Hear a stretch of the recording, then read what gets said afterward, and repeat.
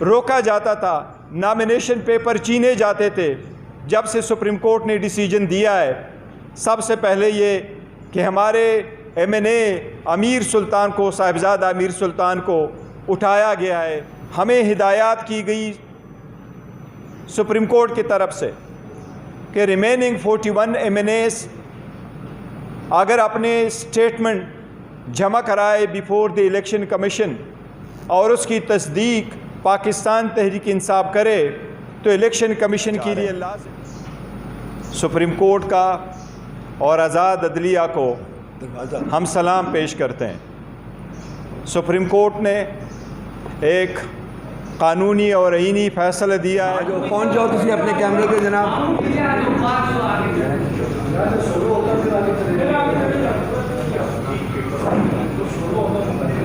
बस थोड़ा टाइम नहीं। ऑल ओके, थैंक यू, बड़ी मेहरबानी। अस्सलाम वालेकुम, आप तशरीफ़ लाए। गौर साहब आपसे कोई बात करना चाहते हैं, बाकी हमारे दोस्त यहाँ बैठे हुए हैं, ये भी अलग-अलग आपसे गुफ्तगू करेंगे। But start the program, over to Gaur साहब। बिस्मिल्लाहिर्रहमानिर्रहीम। आज शॉर्ट नोटिस पे आप लोगों के आने का बड़ा शुक्रिया। आज हम आपसे एक बहुत इम्पॉर्टेंट मौज़ू पे गुफ्तगू करना चाह रहे हैं।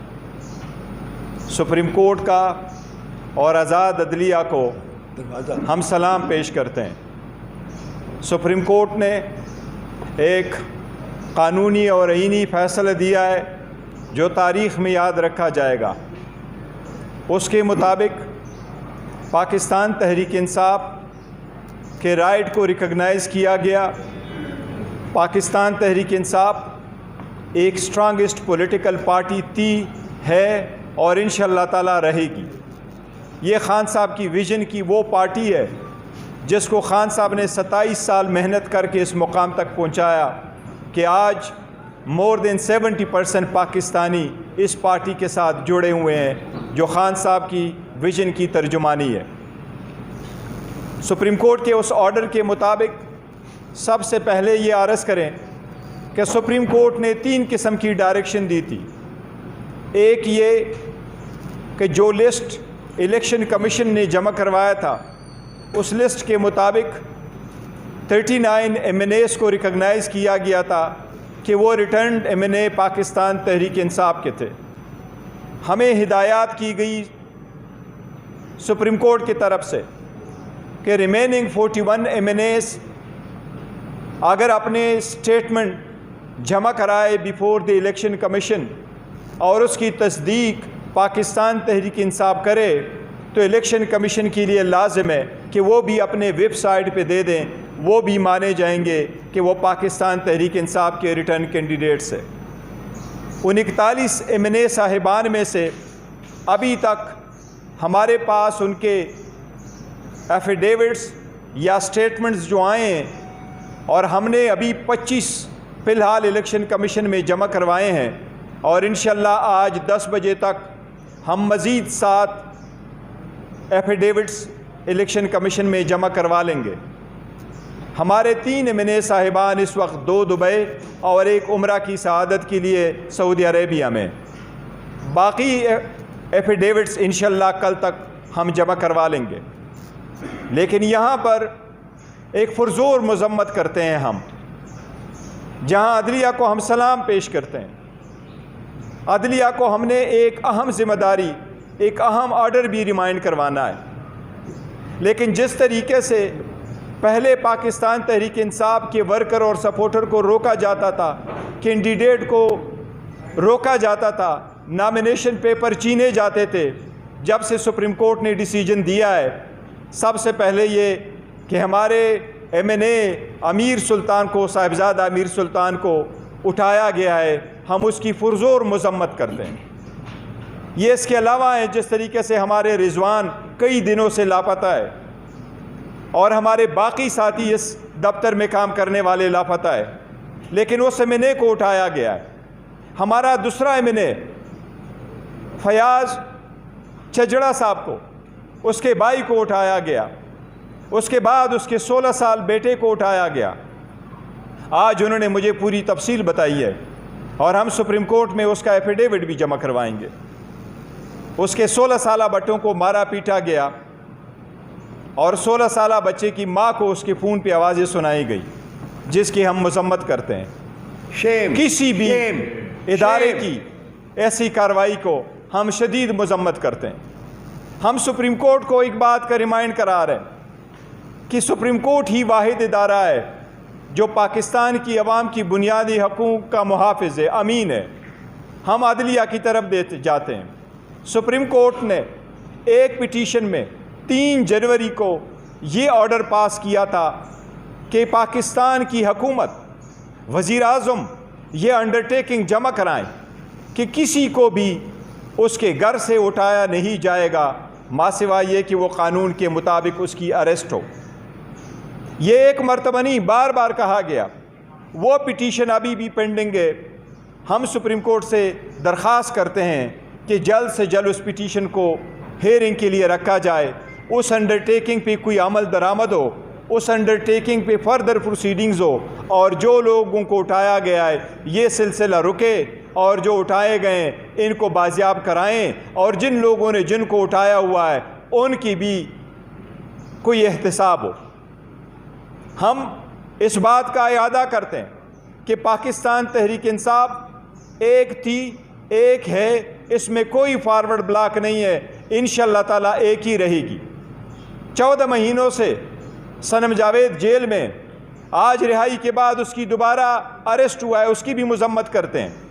बीबी की रिहाई के बाद बीबी की दोबारा गिरफ्तारी की मजम्मत करते हैं। तो शखाना के साथ बीबी का दूर दूर तक कोई ताल्लुक़ नहीं।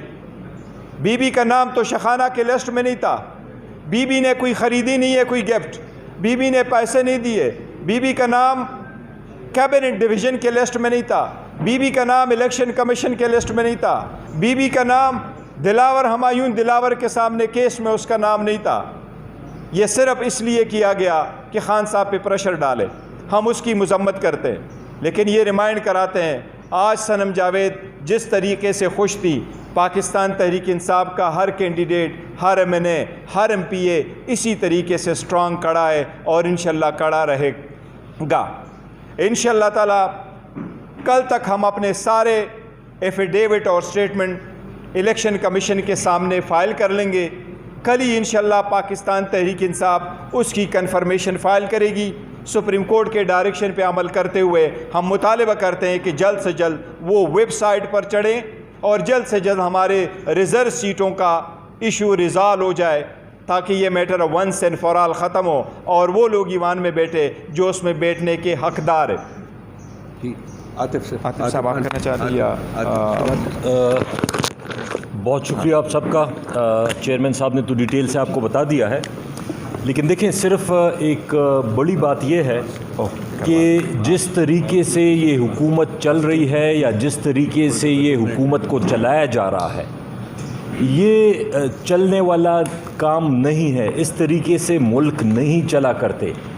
अगेन हमारी तहरीक इंसाफ की यही रिक्वेस्ट है कि रूल ऑफ लॉ कायम करें, कानून के नीचे हर एक इदारे को और हर एक शख्स को लाएं, तब ये मुल्क चलेगा, वरना ये मुल्क नहीं चल सकता। तो हमारी यही रिक्वेस्ट है सुपीरियर जुडिशरी से कि जिस तरीके से हमारे लोगों को, MNAs को, मुझसे उस दिन पूछा गया कि जी आपके MNAs को सारे शामिल हो जाएंगे आपके साथ, मैंने उन्हें ये कहा कि हम लोग जिस अजाब से ये साल 1.5 साल से गुज़र के आए हैं, पकड़ दकड़, कारोबार बंद, बच्चे अरेस्ट, फैमिलियाँ इधर उधर, तो जो लोग MNAs इलेक्ट होके आए हैं वो सारे तहरीक इंसाफ और इमरान खान के साथ खड़े हैं नज़रियाती तौर पे। लेकिन अगर फिर वही सिलसिला चलता है जो साल से चला रहा था, ज़बरदस्ती प्रेस कॉन्फ्रेंस से करवाने का, पार्टी छुड़वाने का, पार्टी शामिल करवाने का, तो उससे काम नहीं चलेगा। ये कौम बहुत आगे निकल गई है। मेहरबानी होगी कि ठीक तरीके से आइन के तहत इस मुल्क को चलाएं, मुल्क भी चलेगा और लोग भी खुशहाल होंगे इंशाअल्लाह। बहुत शुक्रिया। Thank you. चलिए बस ठीक। वकास शेख साहब।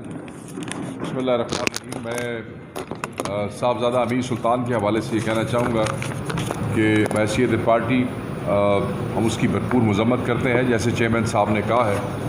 और मैं ये डिमांड करता हूँ, सुपीरियर जुडिशरी से तो मेरे भाई आतिफ खान ने डिमांड की है और बिल्कुल उनका हक बनता है। उन्होंने एक फ़ैसला किया है और उस फ़ैसले की इफ़ेक्टिव इम्प्लीमेंटेशन के अंदर रुकावट पैदा करने की कोशिश की जा रही है और रुकावट वो लोग कर रहे हैं जो अल्टीमेटली इस हमारे नुकसान के बेनिफिशरी बनना चाहते हैं। हम सवाल पूछना चाहते हैं, मैं सवाल पूछना चाहता हूँ आईजी पंजाब से कि तुम्हारे सूबे के अंदर हमारे एक MNA को जिस पे कोई FIR नहीं है, जिसका कोई ऐसा रिकॉर्ड नहीं है, is an elected member of the national assembly, 3 साढ़े 3 बजे के करीब उसके घर में पुलिस आती है, उसके मुलाजमीन से बदतमीज़ी करती है और फिर जो मेरी उनके कज़न से बात हुई जो हमारे MNA है साहबजादा महबूब सुल्तान, उन्होंने कहा कि जूते भी पहनने नहीं दिए और उनको ड्रैग करके वहाँ से वो ले गए। ये आप किस फेज़ में चले गए हैं? 9 मई के बाद हमने ये देखा कि फोर्स डिफेक्शंस हुई, प्रेस कॉन्फ्रेंसेस हुई और उसमें भी इसी किस्म के वाक़यात थे जिसका जिक्र अभी हमारे चेयरमैन ने किया है। कई लोगों के बच्चे भी ले जाए गए और फिर उनको उस हवाले से ब्लैकमेल करके प्रेस कॉन्फ्रेंसेस करवाई गई। इस सारे प्रोसेस में से निकलने के बाद वो सारी मुसीबतें और मसाइल और वो सारा जो ब्रूटैलिटी का समंदर था वो पार करने के बाद ये लोग इलेक्ट हुए हैं और मेंबर बने हैं नेशनल असम्बली ऑफ पाकिस्तान के।